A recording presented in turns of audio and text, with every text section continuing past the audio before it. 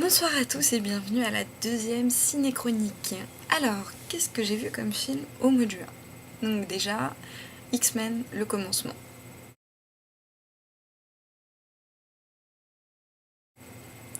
Donc on me l'avait fortement conseillé, on m'a dit va le voir, c'est vraiment différent de la trilogie. J'ai pas regretté. Vraiment super film, j'ai adoré, j'ai passé un super moment. Euh, ça sort vraiment du style de la trilogie. Bon, j'ai pas vu Wolverine, mais déjà la trilogie, pour comparer, c'est vraiment pas le même univers, je trouve, même si ça reste X-Men, mais c'est pas du tout vu de la même façon. Là, on ressent bien l'amitié, même le lien fraternel qu'il y a entre Eric et Charles. Dans le film, on sait qu'ils étaient amis, mais... Enfin, je veux dire, dans les X-Men, la trilogie, on sent qu'ils étaient amis, mais pas à ce point. Et là, c'est vraiment... ouais, fraternel, quoi. Donc vraiment, j'ai adoré comprendre aussi pourquoi est-ce que Eric est aussi rancunier, on va dire, par rapport aux humains normaux. Pourquoi est-ce que Charles, lui, justement, est gentil, on va dire. Euh, Même voir aussi comment Mystique, comment elle a atterri parmi eux, etc. Donc vraiment, j'ai beaucoup aimé. L'intervention de Wolverine, d'ailleurs, est juste mythique, j'ai adoré. On le voit même pas 30 secondes, hein, mais c'est super, vous verrez.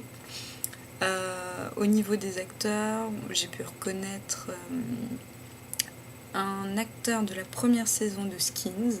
Donc c'est vrai que quand on voit la série et le film, c'est complètement différent, on se demande ce qu'il fait là. Il y a aussi le méchant, Kevin Bacon. Ouais, pourquoi pas. C'est assez original comme choix d'acteur. Pourquoi pas, je trouve qu'il tient très bien son rôle d'allemand nazi, c'est parfait. Donc voilà, pour résumer, vraiment super film et aucun regret d'être allé le voir, quoi. Alors ensuite, j'ai vu The Prodigy. Donc, The Prodigies, je suis allée le voir totalement par curiosité. Déjà parce que quand j'ai vu la bande-annonce, je me suis dit, mais qu'est-ce que c'est que cette daube? Film d'animation, mais animation plastique. Je dis ça comme ça parce que le mec il bouge ses cheveux, mais ses cheveux ne bougent pas. Oui, les miens ils bougent, mais les siens ne bougent pas. En plus, c'est un style très gominé, il n'y a aucun. Ça va pas dans le détail, donc je dis vraiment plastique. Et en plus, un film d'animation français. Voilà. Les films français, je les fuis comme la peste. Je n'adhère pas. Il y a quelques rares exceptions où j'ai aimé, mais du coup, là, ça a été vraiment de la pure curiosité, quoi. Parce qu'en plus, l'histoire, avec la bande-annonce, je n'ai rien compris. Hormis que je savais que les gens avaient des pouvoirs paranormaux, mais sinon... donc, qu'est-ce que j'en ai retiré de ce film au final? Eh ben, c'est un très bon film. L'animation plastique, comme je dis, est pas gênante du tout. Vraiment, j'ai beaucoup aimé. L'histoire en elle-même est très sombre. Le film est interdit aux moins de 12 ans. J'ai compris pourquoi. Et c'est très violent, très sombre. Voilà, après je veux pas trop vous en dire parce que faut quand même beaucoup le découvrir par soi-même. Je pense que ça a plus d'impact. Donc ça finit en queue de poisson. C'est un peu... est-ce qu'on fait un deuxième ou pas? Mais bon, on verra s'il se lance là-dedans. J'espère pas, parce que sinon je pense que ça va gâcher un peu le film. Mais voilà, bon film d'animation français, et ça me fait bizarre moi-même de le dire. Clairement, voilà, chapeau, et l'histoire est bien. Mon petit reproche, ça se passe aux États-Unis, c'est un peu dommage. Mais bon, en même temps, ça choque pas trop. Par contre pour l'information, quand j'en ai parlé autour de moi, on m'a dit: «C'est bizarre, ça me fait penser à un livre». Donc oui, effectivement, c'est un film tiré d'un livre qui s'appelle La Nuit des enfants rois. Et ce qui est assez impressionnant, c'est que quand on regarde le film, c'est vraiment actuel, alors que le livre date de 80.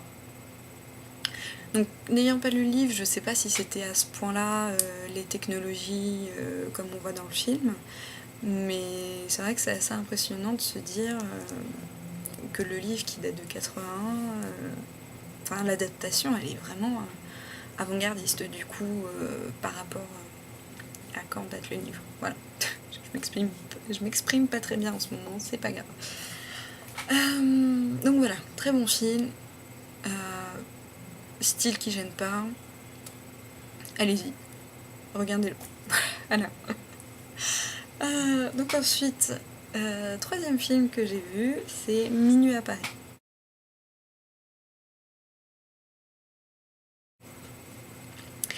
Alors,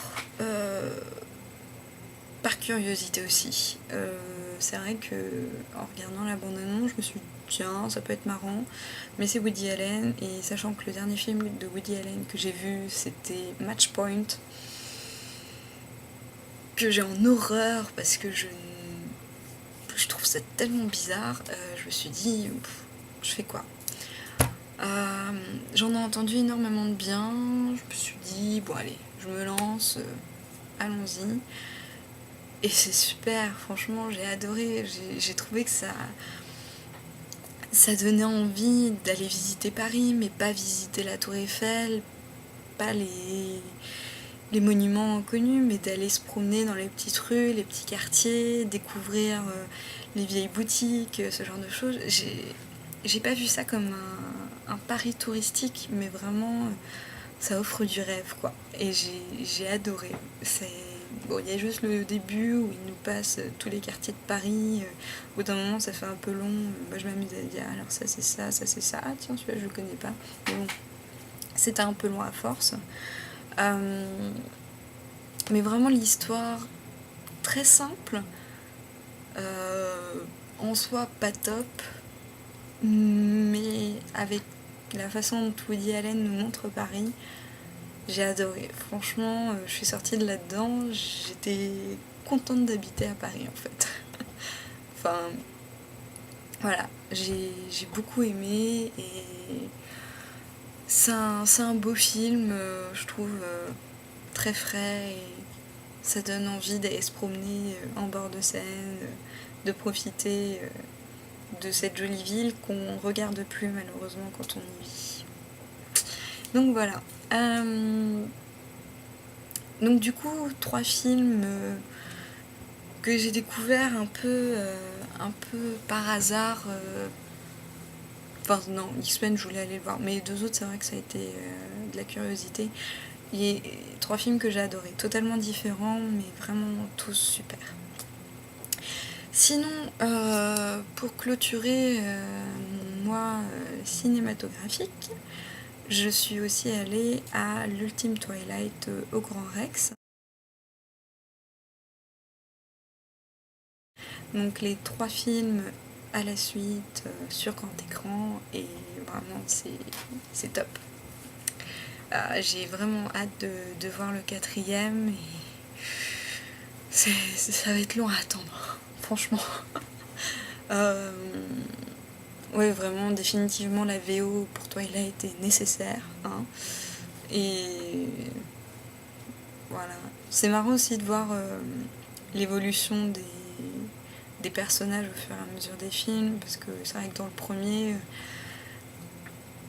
Edward n'était pas totalement pâle, n'avait pas les yeux jaunes fluo.